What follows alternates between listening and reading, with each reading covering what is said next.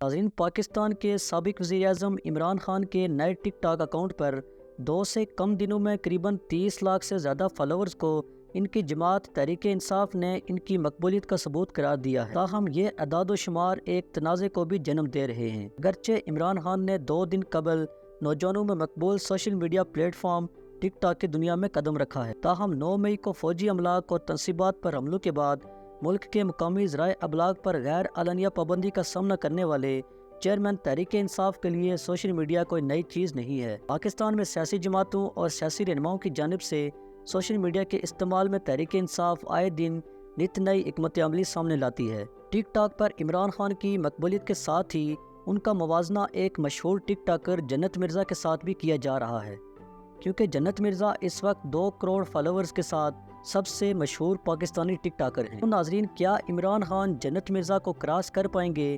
اپنی قیمتی رائے کا اظہار کامنٹ سیکشن میں ضرور کریں۔ آج کی ویڈیو میں اتنا ہی، حاضر ہوں گے ایک نئی ویڈیو کے ساتھ، تب تک کے لیے اجازت چاہیں گے۔ اللہ حافظ۔